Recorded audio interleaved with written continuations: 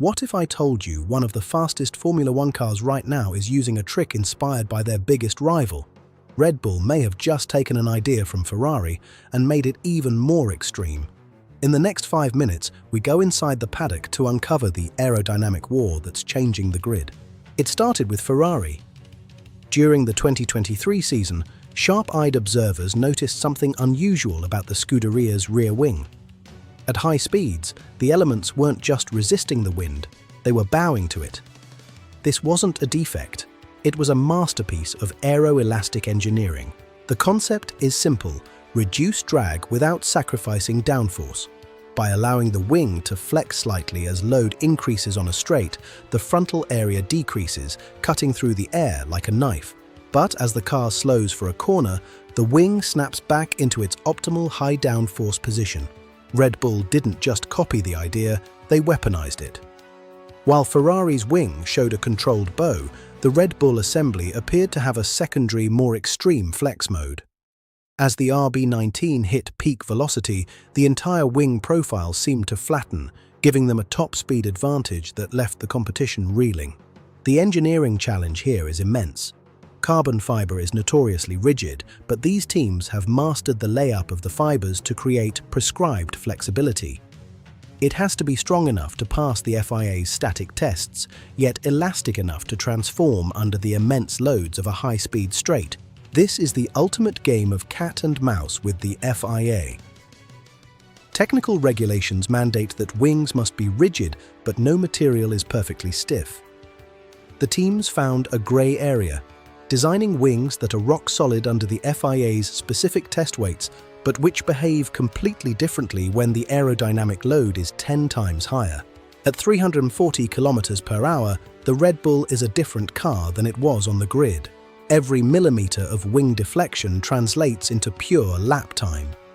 This is where the championship is won, not just in the cockpit, but in the composite labs of Milton Keynes. Naturally, the rest of the paddock was furious, protests were hinted at, and data was scrutinized frame by frame. But in Formula One, if you can't beat a trick, you adopt it. Soon, every team was experimenting with their own versions of aeroelasticity, but none seemed to match the efficiency of the Red Bull design. Let's look at the trailing edge. While Ferrari focused on the main plane, Red Bull appeared to be manipulating the gap between the elements. This mini DRS effect, as we call it, allows for a more significant reduction in drag without the need for a mechanical actuator. It's a passive system that reacts perfectly to the physics of the track. The telemetry doesn't lie.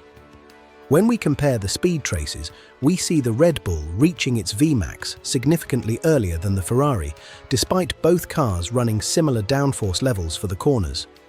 That gap, that small delta in the trace, is the direct result of the extreme flex Red Bull achieved. The question now is how much longer this can continue. The FIA has already introduced more stringent video monitoring of rear wings, and there are whispers of new dynamic load tests. If the governing body decides the flex has gone too far, Red Bull could find their biggest advantage wiped out overnight. This is the beauty of Formula One. It's a relentless pursuit of the edge.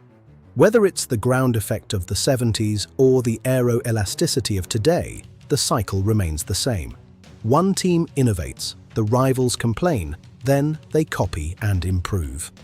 Red Bull took Ferrari's spark and turned it into a wildfire. As we head into the next era of regulations, the flex war is far from over. It's a reminder that in the quest for speed, the most powerful tool isn't just the engine or the driver, it's the ability to manipulate the very air the car moves through. This is the forensic truth of modern racing. One team innovates, another improves it. And soon, everyone follows. This is Formula One. I'm your technical lead, and this has been the Flex War. Make sure to subscribe for more deep dives into the engineering that defines the grid.